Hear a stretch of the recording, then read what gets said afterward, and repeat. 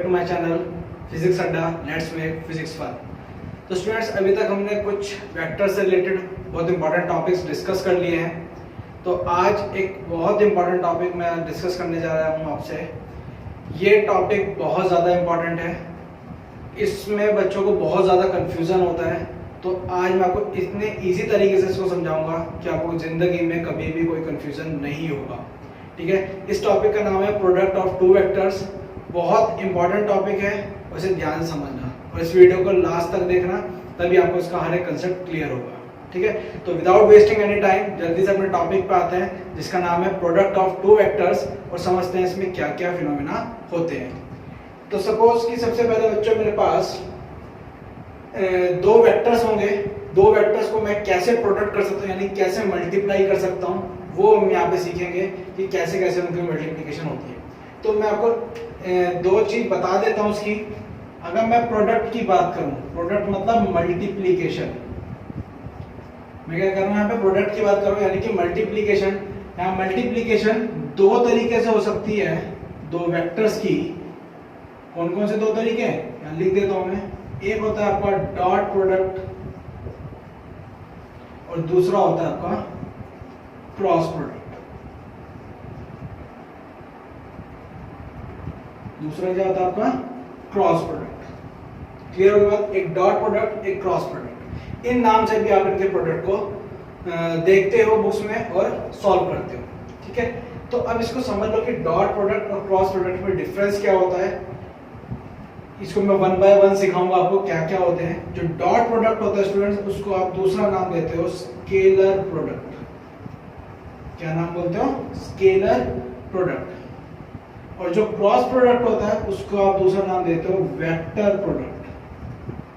क्या नाम देते हो दूसरा उसको? Vector product. Got my point? तो याद रखना, जब भी दो वेक्टर्स के बीच में डॉट प्रोडक्ट होगा, तब वो एक ऐसी फिजिकल क्वांटिटी बन के आएगी जो स्केलर नेचर की होगी। Got my point? यानी कहने का मतलब ये कि दो वेक्टर्स का जब भी आप डॉट प्रोडक्ट करोगे तो वो एक ऐसी फिजिकल क्वांटिटी को जनरेट करेगा जो नेचर में स्केलर होगी, यानी सिर्फ मैग्नीट्यूड पे डिपेंड करेगी, डायरेक्शन से उसका लेना देना नहीं होगा। What my point? जैसे कि हमारा होता है वर्क डन। वर्क डन क्या होता है? Force into displacement. फोर्स भी वेक्टर क्वांटिटी है, डिस्प्लेसमेंट भी वेक्टर क्वांटिटी है, बट क्या होता है? वो स्केलर प्रोडक्ट निकल जाता है। वर्क डन मेरा स्केलर होता है। ठीक है, तो वो डॉट प्रोडक्ट में ही सॉल्व होता है। सिखाऊंगा आगे कैसे होगा। इसी तरीके से क्रॉस प्रोडक्ट जब मैं बात करता हूं, यानी कि दो वेक्टर्स जिनका मैं प्रोडक्ट करूं क्रॉस नेचर में, तो वो क्या निकल के आएगा? एक वेक्टर क्वांटिटी ही निकल के आएगी। What my point? तो इस तरीके से जो भी आपके होते हैं, जैसे मैं मोमेंट ऑफ इनर्शिया की बात करूं, वो आपका क्या होगा? टॉर्क की बात करूं, ठीक है, ये सब क्या होते हैं? आपके वेक्टर नेचर के ही होते हैं। टॉर्क क्या होता है? Force into perpendicular distance. ठीक है, वहां पे वो दोनों के दोनों आपके वेक्टर हैं, लेकिन उससे जो टॉर्क निकल जाएगा वो भी एक वेक्टर क्वांटिटी निकल जाएगी। Got my point? तो ये दोनों चीजें आपको ध्यान रखनी। इन दोनों को मैं एक्सप्लेन करूंगा, लेकिन सबसे पहले मैं डॉट प्रोडक्ट को सॉल्व कर रहा हूँ।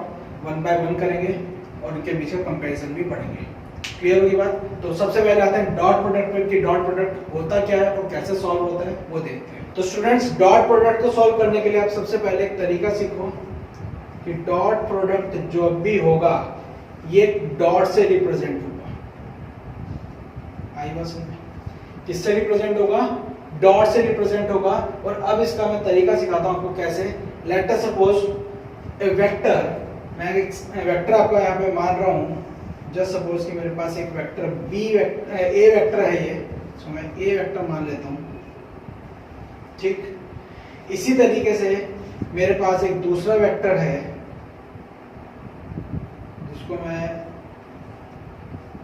एज्यूम कर लेता हूं B vector. Got my point? बात क्लियर हुई? मेरे पास दो वेक्टर्स हैं ए और बी। अब इन दोनों के बीच में कोई एक एंगल थीटा बन रहा होगा जो उनकी टेल से टेल को जोड़ रहा होगा। टेल पे टेल जुड़ने के बाद इनका के बीच में क्या एंगल बन रहा होगा? एक थीटा एंगल बन रहा होगा। वो डिफाइन करेगा इनके बीच का डिफरेंस, यानी इन दोनों के बीच का एंगल। क्लियर? तो अब मुझे क्या करना है कि ए और बी का डॉट प्रोडक्ट करना है तो वो कैसे सॉल्व होगा समझते हैं। कंसेप्ट वही है कि टेल से टेल को जोड़ दो, जैसे कि ए वेक्टर ये था आपका, बी वेक्टर ये था,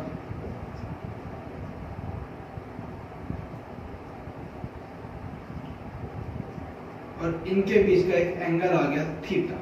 गॉट माय पॉइंट? बात क्लियर हुई?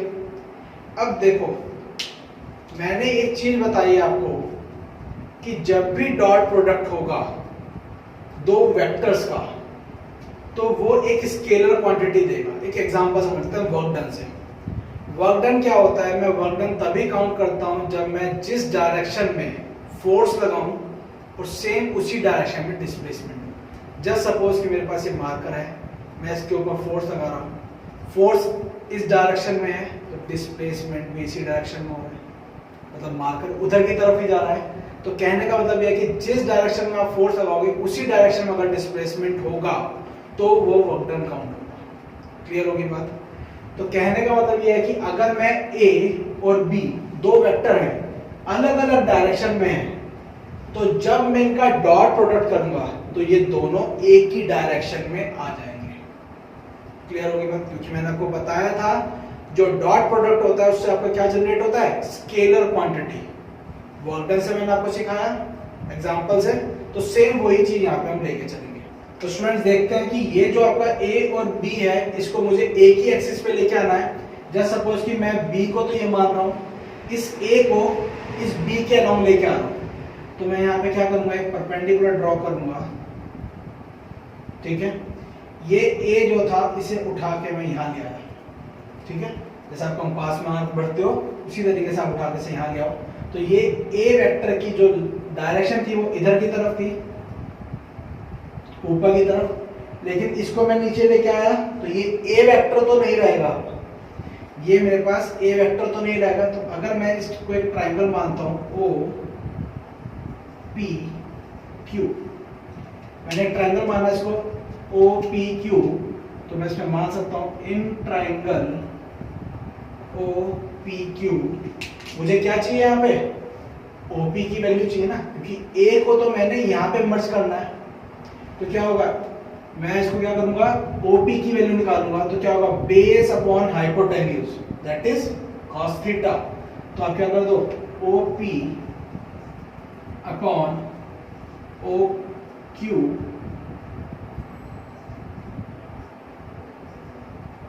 इक्वल्स टू कितना हो जाएगा students? cos theta base upon hypotenuse. तो इसी तरीके से मुझे बेस की वैल्यू चाहिए यानी कि ओपी की वैल्यू चाहिए, तो मुझे क्या चाहिए होगा? ओपी इक्वल्स टू कितना हो जाएगा मेरा? O Q cos theta. Clear होगी बात?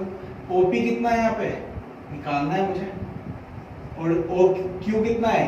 ए, तो ये कितना आ जाएगा? ए cos थीटा। क्लियर हुई बात? बात समझ में आई आपको? दैट मीन्स कि मैं इसको a cos थीटा मान सकता हूं।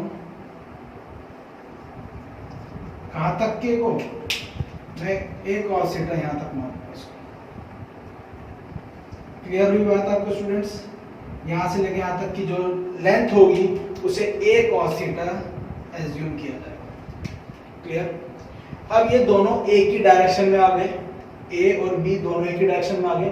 तो जो मैं a डॉट b लिख रहा था इसको रिप्रेजेंट करने का तरीका इस तरीके से होता है स्टूडेंट्स, a डॉट b। आई बात समझ में? ये दो प्रोडक्ट हैं, a वेक्टर का प्रोडक्ट b के साथ, a वेक्टर का प्रोडक्ट b के साथ, b यहां से लेके यहां तक का पूरा है। क्लियर होगी बात? o से लेके इसको भी एक नाम दे दो, आप r नाम दे दो। o से लेके r तक का जो डिस्टेंस है वो b वेक्टर है पूरा। क्लियर? तो मेरे पास a को मैंने यहाँ पे रिजॉल्व कर लिया, तो ये दोनों एक ही डायरेक्शन में हो गए। तो अब इनको प्रोडक्ट आप कर सकते हो डॉट प्रोडक्ट में। तो जब आप दोनों को डॉट प्रोडक्ट में करोगे a डॉट b, तो क्या बन के आएगा? ab cos theta. a को आपने a cos थीटा में कन्वर्ट कर लिया, तो साथ में b के साथ मल्टीप्लाई कर दिया, तो ये रिजल्ट निकल के आता है डॉट प्रोडक्ट में। आई बात समझ में? कोई कंफ्यूजन तो नहीं है? तो ये हमारा निकल के आता है डॉट प्रोडक्ट। इसी तरीके से जो आपका डॉट प्रोडक्ट होता है वो कॉम्यूटेटिव नेचर का होता है, ठीक है। तो यानी कि अगर मैं ए डॉट बी कर रहा हूँ तो वो ए बी कॉस थीटा दे रहा है, इसी तरीके से बी डॉट ए करूंगा तब भी वो मुझे ए बी कॉस थीटा ही देगा, ठीक है। उसको भी सिखाता हूँ कैसे, समझो। अभी तो मैंने यहाँ पे क्या करा था, ए को रिजॉल्व करा था बी पे, बी डायरेक्शन में। इसी तरीके से मैं बी को भी ए पे रिजॉल्व कर सकता हूँ, वो देखते हैं कैसे। इतना क्लियर है आपको? इसको मैं रब कर देता हूँ, ये तो मेरे पास है ही, यहाँ पे शो हो रहा है, तो उसके बाद इसको मैं अलग से बनाता हूँ। तो दूसरा तरीका इसका स्टूडेंट समझो, जो कॉम्यूटेटिव को प्रूव करेगा कि कॉम्यूटेटिव में क्या निकल के आता है, इस तरीके से।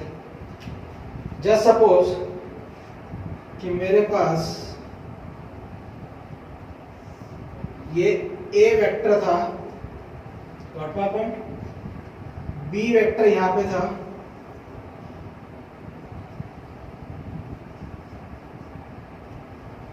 Clear.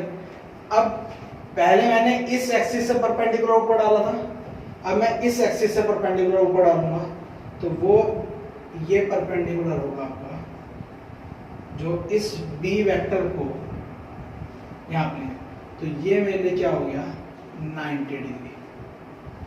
Got my point. First case में मैंने क्या करा था, ए को रिजॉल्व करा था बी पे, अब मैं क्या करूं, बी को रिजॉल्व करूंगा ए पे। क्लियर होगी बात? इनके बीच का एंगल अभी भी थीटा ही है। देखो कैसे होगा, ये जो आपका बी था, यहां से एक आर्क फिल करोगे जहां पे वो कोइंसाइड करेगा, वहां पे आपका बी आ जाएगा, ठीक है। तो वो कुछ इस तरीके से होगा,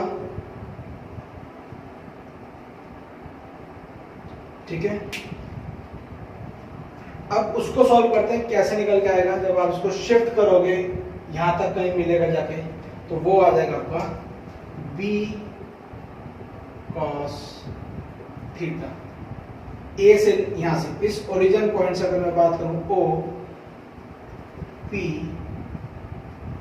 क्यू और आर, तो स्टूडेंट समझते हैं कि ये जो आपका ओपी डिस्टेंस था वो कहां शिफ्ट हो गया, ओ आर पे शिफ्ट हो गया, और वो कितना है, बी कॉस थीटा। इस बी को आपने यहाँ पे क्या कर दिया, सॉल्व कर लिया, क्योंकि अब बेस ये है, हाइपोटेन्यूज ये है, और परपेंडिकुलर ये है। Got my point. तो आप इसको इस तरीके से सॉल्व करोगे, तो ये अब कितना हो गया, बी एक ही डायरेक्शन में सामने डायरेक्ट आ गया, तो अब आपका जो रिजल्ट होगा वो क्या होगा। अब मैं यहाँ पे क्या कर रहा हूं, बी डॉट ए कर रहा था, यहाँ पे मैंने क्या करा स्टूडेंट्स, बी डॉट ए करा, तो अब भी कितना आया, ए इंटू बी कॉस थीटा। अब भी मेरा क्या आया, ए बी कॉस थीटा। तो चाहे मैंने बी डॉट ए करा, चाहे मैंने ए डॉट बी करा, दोनों में मेरा रिजल्ट सेम है। क्लियर हुई बात, समझ में आई है? ये होता है हमारा डॉट प्रोडक्ट। बस आपको ये चीज याद रखनी है कि डॉट प्रोडक्ट में मेरे पास स्केलर क्वांटिटी आएगी, और दो वेक्टर जब भी डॉट प्रोडक्ट में होंगे तो वो cos थीटा को सॉल्व करेंगे। क्लियर हुई बात? इसके पीछे का रीजन ये है, दोनों तरीके से आप इसे सॉल्व कर सकते हैं। अब इसके बाद कुछ केसेस आते हैं, बहुत इंपॉर्टेंट केसेस हैं, वो समझते हैं कैसे। इसको मैं रब कर देता हूँ, उसके बाद मैं आपको केसेस सिखाता हूँ कि कौन कौन से केसेस आते हैं इसमें। देखो फर्स्ट केस, पहले तो मैं इसका रिजल्ट लिख देता हूँ कि जो भी आपका रिजल्ट आएगा ए डॉट बी का, यानी जब भी आप ए डॉट बी को सॉल्व करोगे तो वो क्या देगा, एक आपको ए बी कॉस थीटा देगा। क्लियर? अब देखो फर्स्ट केस क्या आता है, if both vectors having angle theta equals to 0 degree. कहने का मतलब क्या है कि थीटा कब 0 होगा, जब दोनों पैरेलल होंगे एक दूसरे के, एक के ऊपर एक मर्ज कर रहे होंगे, तब दोनों के बीच का एंगल थीटा 0 डिग्री होगा। यानी कि दोनों वेक्टर्स ए और बी कैसे हैं, इस तरीके से, ए ऐसा बी ऐसा। तो अगर मेरे पास इस तरीके से दो वेक्टर्स हैं, इनका मैं डॉट प्रोडक्ट करता हूं तो क्या होगा, A dot B, A dot B equals to A B cos 0 degree. क्योंकि इनके बीच का एंगल कैसा है 0 डिग्री। और cos 0 कितना होता है स्टूडेंट्स? यस, cos 0 होता है मेरा 1। तो A डॉट B कैसा आ जाएगा मेरा? AB के इक्वल आ जाएगा। क्लियर होगी बात? तो याद रखना जब भी डॉट प्रोडक्ट पैरेलल्स के बीच में लगेगा तो वो फुल मैग्नीट्यूड देगा आपको। क्लियर होगी बात? तो वही कंसेप्ट आ गया फोर्स वाला। फोर्स और डिस्प्लेसमेंट अगर दोनों सेम डायरेक्शन में होंगे तो वर्क डन आपको मैक्सिमम मिलेगा। क्लियर है बात? तो ये मेरा आता है A dot B equals to AB। इसी तरीके से मैं सेकंड ले लेता हूं, इसको रफ कर देते हैं। सेकंड केस में क्या होगा? If both vectors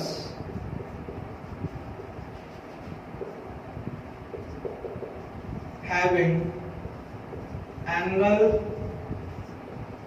theta equals to 90 degree, यानी कि अब ये परपेंडिकुलर की बात कर रहा है।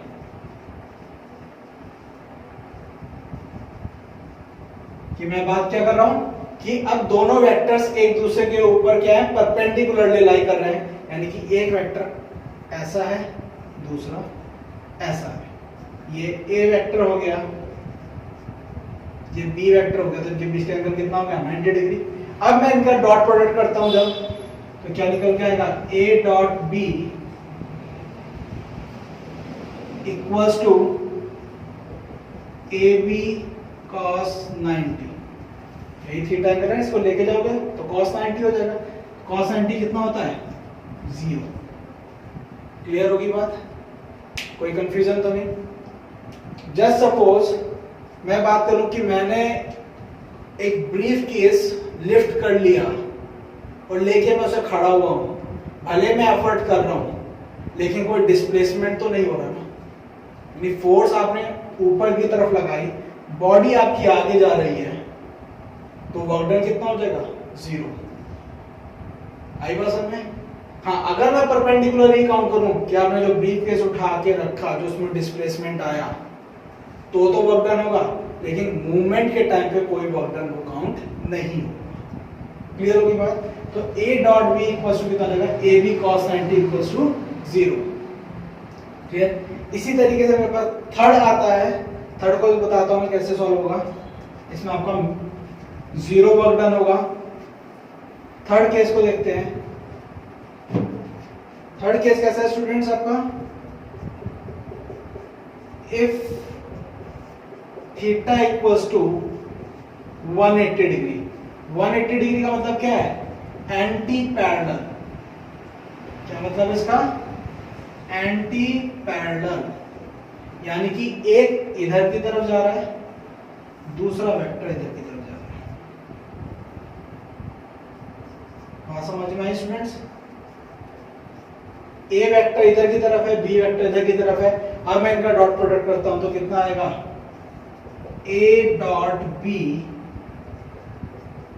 इक्वल्स टू AB cos 180, और cos 180 कितना होता है? -1। तो ये जो रिजल्ट आएगा कितना आएगा? माइनस के AB। क्लियर हुई बात? कोई कंफ्यूजन तो नहीं? तो A डॉट B जब भी ऐसा होगा, जब एंटी पैरेलल होंगे, तो वो आपको मिनिमम वर्क डन या मिनिमम रिजल्ट देगा। ठीक है, माइनस में आते हैं। क्लियर? तो ये आता है मेरे पास डॉट प्रोडक्ट इस तरीके से।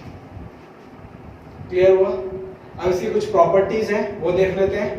आई होप कि ये तो क्लियर हो ही गया होगा आपको डॉट प्रोडक्ट। और इसकी कुछ प्रॉपर्टीज हैं, वो देखते हैं कि कौन कौन सी प्रॉपर्टीज ये शो करते हैं। तो स्टूडेंट, सबसे पहले प्रॉपर्टी जो आती है आपकी, इसमें हेडिंग डाल देता हूं मैं, प्रॉपर्टीज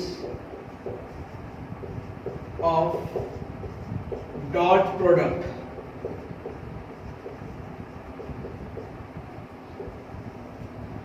फर्स्ट प्रॉपर्टी तो वही है कि ये कॉम्यूटेटिव होता है। कैसा नेचर का होता है? कॉम्यूटेटिव। अगर मैं बात कर रहा हूं A dot B equals to B dot A, ये आप लिख सकते हो। इसका एग्जांपल मैंने आपको सिखा दिया कि कैसे आप इसको लिखते हो। तो कॉम्यूटेटिव नेचर का होता है A dot B equal to कैसा होता है आपका स्टूडेंट्स, बी डॉट ए के इक्वल। इसी तरीके से हम सेकंड प्रॉपर्टी पे आते हैं इसकी, ये डिस्ट्रीब्यूटिव नेचर का होता है।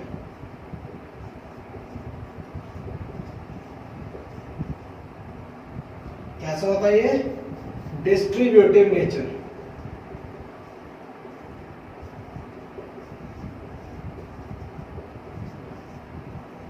तो डिस्ट्रीब्यूटिव नेचर कैसी होती है, जस्ट सपोज कि मेरे पास a डॉट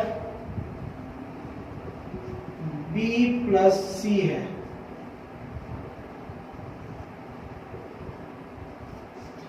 मेरे पास a डॉट b प्लस सी है। इसका मतलब क्या है कि पहले आपको दो वेक्टर्स b और c है उनको ऐड करना पड़ेगा, उसका जो रिजल्टेंट आएगा उसके साथ a की डॉट मल्टीप्लिकेशन करनी पड़ेगी। तो ये इस तरीके से सॉल्व होता है। तो हम इसको इस तरीके से भी कर सकते हो, सिंपल मल्टीप्लिकेशन का रूल लगा सकते हो, a dot b plus a dot c, तो इसको हम बोलते हैं डिस्ट्रीब्यूटिव नेचर। तो ये इस तरीके से भी लिखा जाता है। क्लियर है बात? तो ये मेरे पास डॉट प्रोडक्ट की दो नेचर होते हैं, एक तो कॉम्यूटेटिव और एक डिस्ट्रीब्यूटिव नेचर। क्लियर?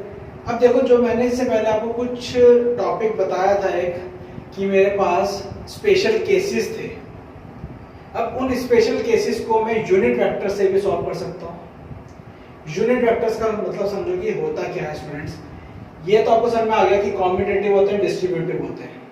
अब देखो, इसी तरीके से मैं क्या करूंगा कि जो मेरे यूनिट वेक्टर्स थे उनके लिए वही स्पेशल केस लगाऊंगा जो भी मैंने बताए थे आपको। दैट मीन्स बहुत जगह यूज होते हैं, तो उनको एक बार रिकॉल कर लेते हैं, समझते हैं कैसे। इसको रब कर रहा हूं मैं।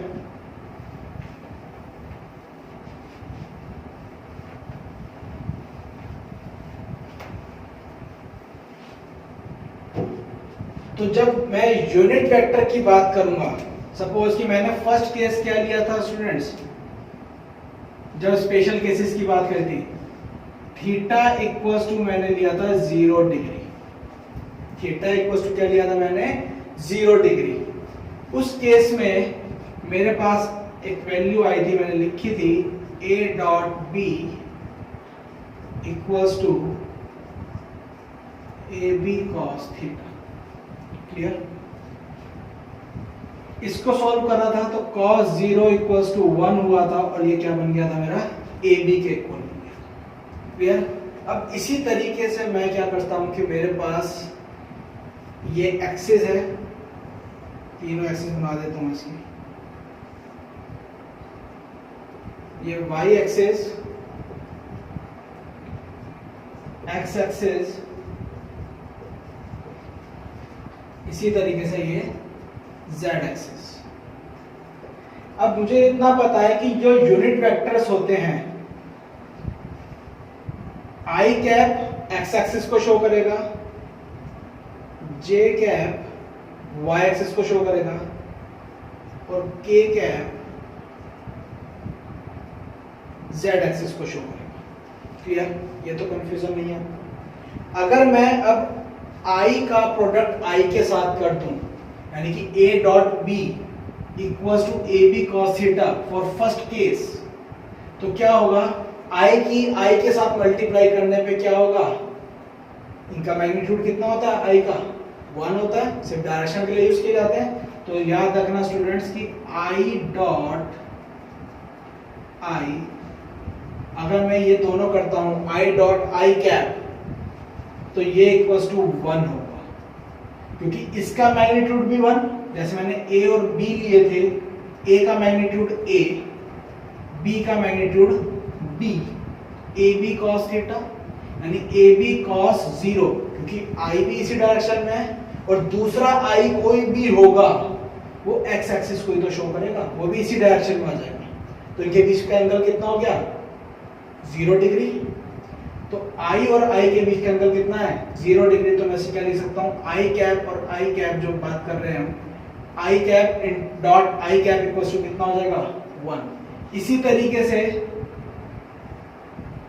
j डॉट जे को भी मैं 1 लिख सकता हूँ, क्योंकि जे अब रिप्रेजेंट किसको करेगा, वाई एक्सिस को, और कोई और दूसरा यूनिट वेक्टर भी अगर जे है तो वो भी वाई एक्सिस पे ही आएगा, तब उनके बीच का आपस में एंगल कितना हो जाएगा, फिर 0 डिग्री।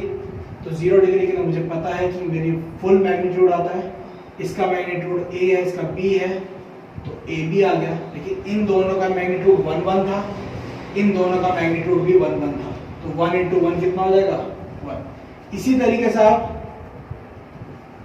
के कैप डॉट के कैप को 1 लिख सकते हैं। अब वो दोनों के दोनों z एक्सिस को शो करेंगे। Got my point? तो ये यूनिट वेक्टर्स के लिए थीटा इक्वल्स टू अगर 0 हो तो आपका ये सॉल्यूशन होगा। कहीं भी आपका अगर i डॉट i दिख जाता है तो आप उसको 1 मान लेना। इसी तरीके से j डॉट j मिल जाए तो वो 1 हो जाएगा। इसी तरीके से k डॉट k मिलेगा, वो भी 1 होगा। क्लियर? अब सेकंड केस लेते हैं परपेंडिकुलर का। If theta equals to 90 degree, यही केस था मेरे पास, इसी कंसेप्ट में लगाता हूं तो वो क्या हो जाएगा, a dot b equals to A B cos theta, जो कि 0 के इक्वल होगा, क्योंकि कॉस 90 कितना होता है स्टूडेंट्स, 0 होता है। तो अब मेरे पास मुझे पता है तीनों एक्सिस एक दूसरे के म्यूचुअली परपेंडिकुलर होती हैं, हाँ के ना, ये तीनों एक्सिस एक दूसरे के म्यूचुअली परपेंडिकुलर होगी। अगर मैं i डॉट j कर दूं तो इन दोनों के बीच का एंगल कितना हो गया, 90 डिग्री। तो i डॉट j कितना हो जाएगा, 0। i डॉट j कितना हो जाएगा स्टूडेंट, 0, क्योंकि इनके बीच का एंगल कितना है, cos 90, cos 90 आते क्या हो जाएगा, ये 0 हो जाएगा। क्लियर है बात? इसी तरीके से अगर मैं j डॉट k करता हूं तब भी 0, और अगर मैं k डॉट i करता हूं तब भी 0। क्लियर है बात?